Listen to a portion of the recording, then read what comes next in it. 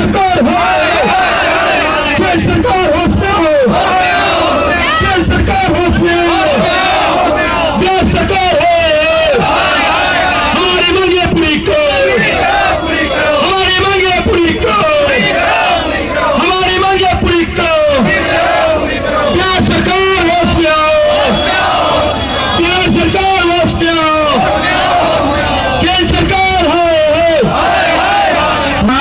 और केंद्र सरकार इन दोनों भ्रष्ट का सरकार है।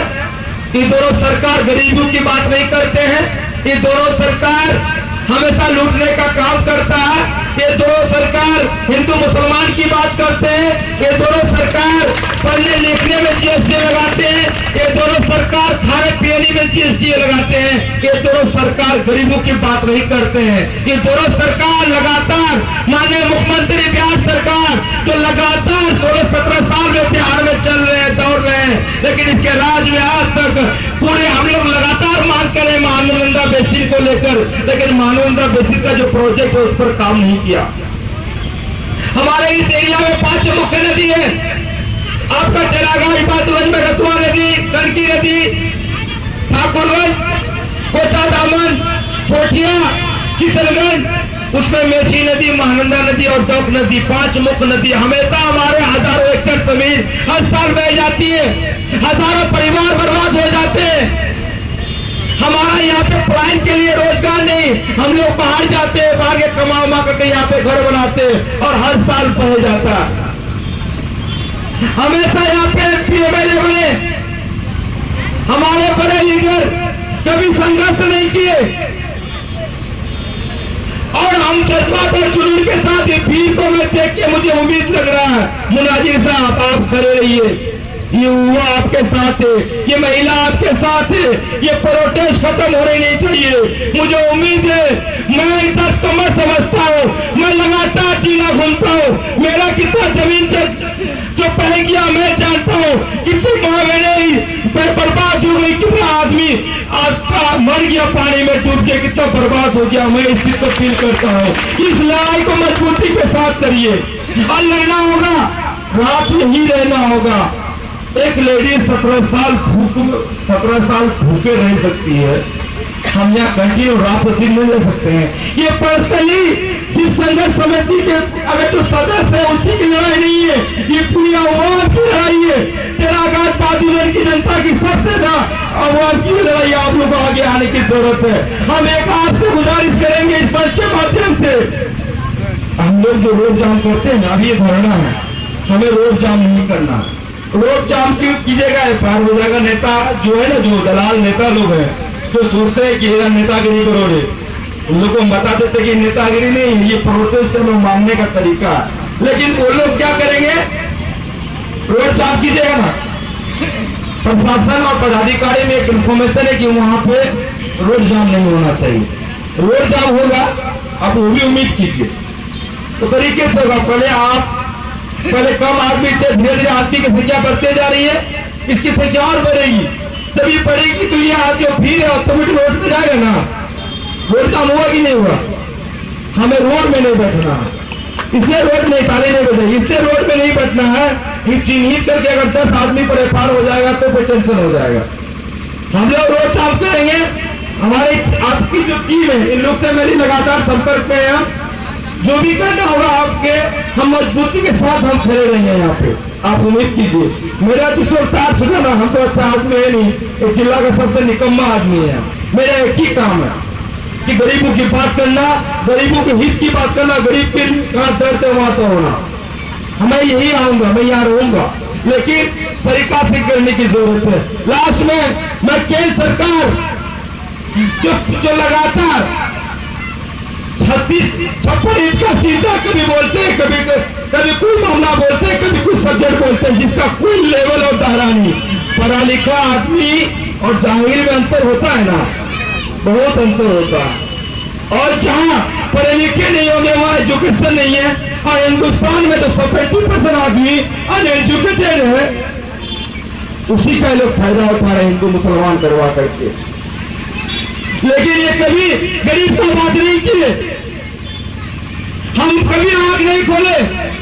तेरागांव और इबादतगंज का जो रोड स्थिति कई सारे मेरे रहे चुना इस एरिया में, लेकिन किसी ने खड़ा होकर काम नहीं किया, कभी बात को लेकर के बड़ा प्रोटेस्ट नहीं किया।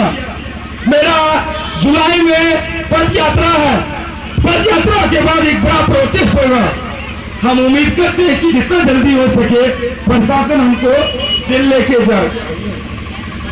हम लगातार संघर्ष कर रहे हैं कि प्रशासन हमको उठा कर लेके जेल लेके जाए, लेकिन वो भी नहीं करते हैं प्रशासन। क्यों? कि मेरा जो 12 सूत्री मांगों को लेकर तो पूरे जिला का पद यात्रा था, उस पद यात्रा को स्कूल ने क्यों रोका? मेरे यही सवाल मैं लगातार पदाधिकारियों से किया, मुझे रोका गया। मुझे बहुत सबसे बड़ा टेंशन, इसी सरकार का राज में मुझे थाना में तुगरगढ़ में 4 घंटा लटका के मारा गया था। यही सरकार का राज में मुझे प्रोटेस्ट करने से रोका गया। मैं रुकने वाला आदमी हूँ, मैं रुकूंगा, मैं नहीं रुकने वाला हूँ जब तक मेरा घर जेल है। आप ठान लीजिए, आप मन बना लीजिए, वो अल्लाह करने से सिर्फ नहीं होगा, मन बना लेना, चित कर लेना। एक लाइन है इंग्लिश में, what is your target, what is your point, what you want to do in your life. आपका जिंदगी का जीने का मकसद क्या है? मुनाजिर साहब, आप यकीन कीजिए, ये जो मुद्दा है ना बांध निर्माण कार्य, ये हमारी गरीबों का मुद्दा है। ये मुद्दा आप उम्मीद करेंगे कि इस मंच के माध्यम से मैं आपको बोलना चाहूंगा कि आप यहाँ डटे रहिए, अकेले रहिए, लेकिन यहाँ 24 आवर रहिए। ये लड़ाई हम सबों की लड़ाई है, हम पर मजबूती के साथ इस लड़ाई को लड़ेंगे। हमारी और कुछ टीम के जो साथी हैं, फैजान जिला परिषद ठाकुरगंज से, वो भी आपके बीच कुछ देर में पहुंच रहे हैं। कुछ अन्य साथी हैं आपका जिगरगढ़ तेरागाज से, आपका झालावाड़ से कई साथी हैं। पूरी टीम 1-2 दिन में हम लोग मजबूती के साथ यहाँ पहुंचेंगे।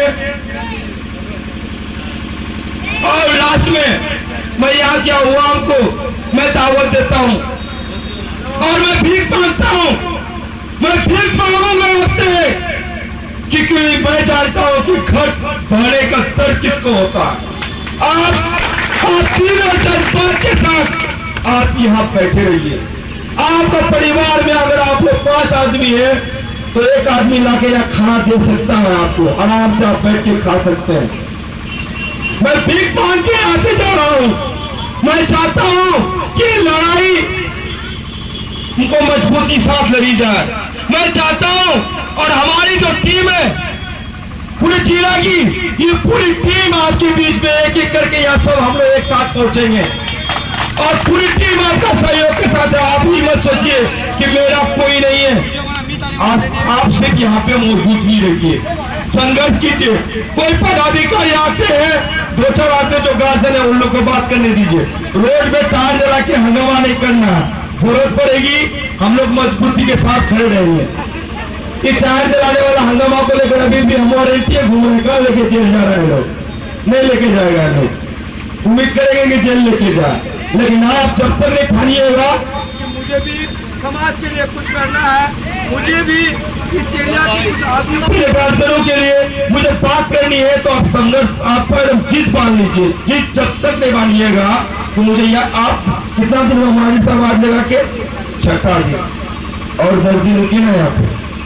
Bihar government, state government, central government सबको इंफॉर्मेशन जाएगा। पत्रकार बंधु जितने हमारे यहाँ पे हैं, मीडिया साथी हमारे गार्जियन लोग, इस सभी के माध्यम से लगातार इंफॉर्मेशन जा रहा। आप मजबूती साथ खड़े रहिए।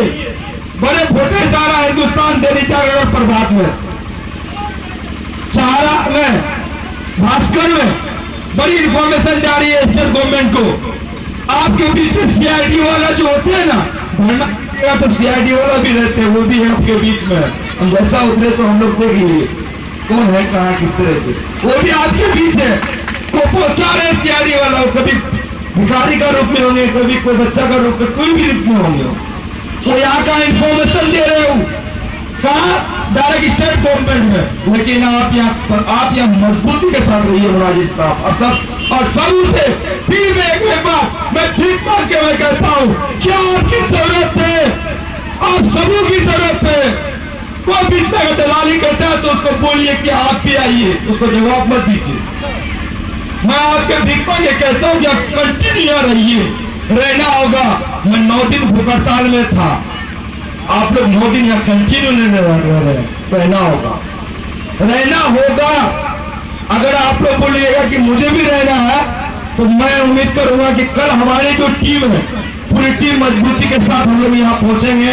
उसके बाद हम लोग मुनाजिर साहब और हमारे जो साथी हैं, लोग से मशवरा कर लेते हैं।